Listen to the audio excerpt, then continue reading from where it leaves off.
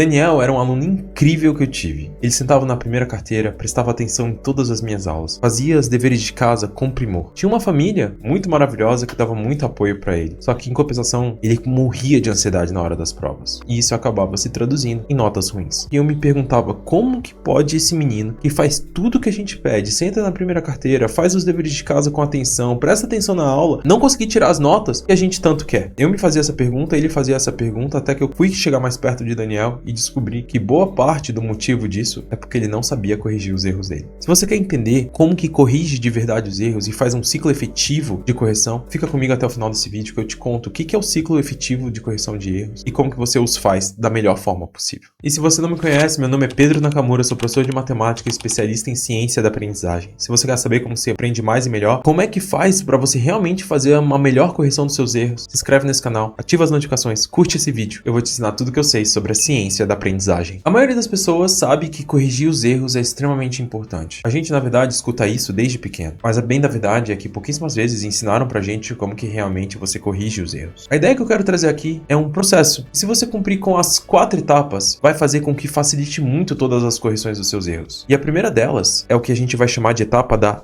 detecção de erros. A detecção de erros, ela não é exatamente saber qual que é a resposta certa, mas é saber o que você errou. A gente está querendo descobrir, basicamente, aonde que você errou e o que foi o processo que fez com que você tivesse errado. Mas é lógico que para você saber isso, você antes precisa consultar qual é o gabarito. A partir do momento em que você observa que você teve um erro, porque você fez uma determinada resolução, e essa determinada resolução não fez com que você chegasse no resultado esperado, o que você vai esperar agora é você descobrir aonde que você errou. E aonde que você errou é literalmente descobrir qual foi o ponto do seu raciocínio que fez com que você tivesse errado. Podem ser vários pontos que fez com que você tivesse errado, e por isso você precisa ter um olhar super atento. A atenção é extremamente importante nessa primeira etapa. Você precisa verificar quais são todos os pontos que você errou, e você precisa refazer e reconstruir aquilo que você errou. A partir do momento que você percebeu que você errou aquilo, você vai para a sua segunda etapa. Na nossa segunda etapa, a gente tem a análise do erro. E essa etapa, provavelmente a etapa mais negligenciada de todas para quem corrige, é exatamente você responder a 2 perguntas essenciais da detecção do teu erro. Aquela primeira etapa onde você descobriu onde que você tinha errado, agora você vai analisar esses erros. São 2 perguntas que você tem que se responder. Por que você errou? E você tem que responder como você errou. Pode ser que você tenha errado porque o seu modelo que você tem dentro da sua cabeça é um modelo errado. Ou pode ser que você tenha errado por uma simples falta de atenção. Mas você precisa entender o porquê que você errou e como você errou. Essa etapa, ela é extremamente importante, mas só isso não é suficiente. Você precisa ir para a terceira etapa. Nessa etapa, a gente vai ter a etapa da correção. Só que existe uma palavrinha que está implícita nessa palavra chamada correção, que a maioria das pessoas não sabe, que é a palavra ativa. E quando fala sobre correção ativa, significa que quem está descobrindo exatamente como que faz a correção é você mesmo. Alguém te mostrando até pode te ajudar a identificar como que é o processo e o modelo real, mas você que tem que interiorizar isso. E aí, esse processo de interiorização tem que ser verificando como que aquilo se encaixa dentro dos modelos que você sabe. Ou seja, a pergunta que você tem que responder é: como de fato funciona aquilo que eu tô querendo aprender? Como pego aquele assunto e aquele assunto ele realmente é aplicável dentro daquilo que eu sei? Por que é desse jeito que tem que ser feito? A partir do momento que você começa a se responder a isso de forma ativa, você não só está trazendo o benefício de você não errar mais, mas como você também está trazendo para você mesmo o benefício da revisão. O que acontece é que quando você faz esse processo, todas essas perguntas que você interioriza de saber como que você faz corretamente, por que deveria ser certo, isso ativa todas as tuas memórias relativas àquele assunto que tu já conhece. O teu cérebro acaba percebendo que aquilo é extremamente importante. E porque é extremamente importante, aquilo vai ficar muito mais demorado para você esquecer. E a nossa última etapa da correção é o que a gente vai dar o nome de reconsolidação. Essa etapa de reconsolidação, ela é extremamente importante, porque por mais que quando você corrija, você pontualmente meio que garante que aquela correção vai fazer com que você não cometa de novo, o fato é que aquilo está sendo colocado num contexto pontual. Só que os nossos conhecimentos são muito mais testados em conhecimentos gerais. Geralmente as perguntas, elas não são só perguntas diretas, mas elas tentam verificar para você se você consegue, dentro daquele contexto, entender como que funciona aquele determinado assunto. E por isso, você precisa colocar o teu conhecimento novo, que foi recém-corrigido, à prova. Existem basicamente 2 jeitos que a gente recomenda para que você faça a reconsolidação e assim você garanta que não não só o erro não volte mais, mas você consiga garantir que quando tiver contextos parecidos, você vai fazer com que essa aplicação aconteça de uma forma direita. O primeiro jeito que você vai fazer essa sua reconsolidação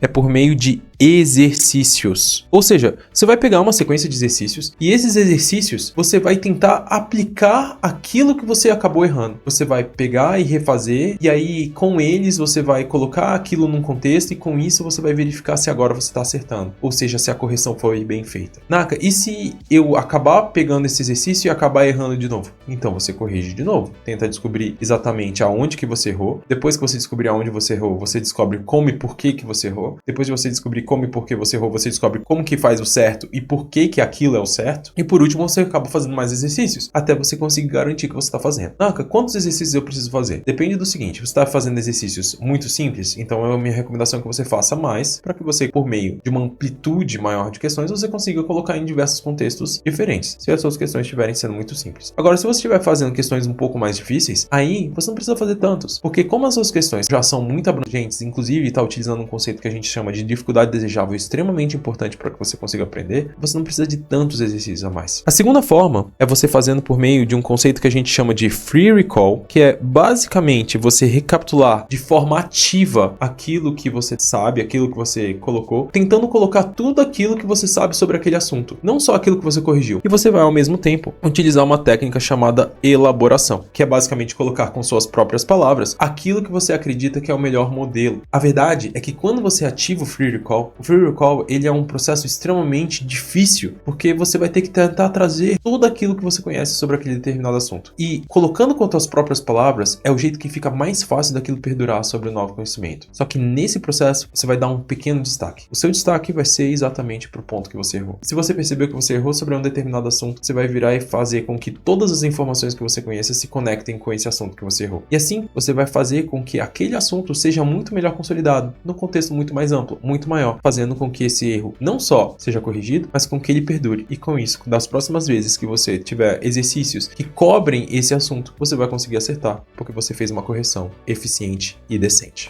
Se você gosta de conteúdos como esse, se inscreve nesse canal, ativa as notificações, curte esse vídeo que eu vou te ensinar tudo que eu sei sobre a ciência da aprendizagem.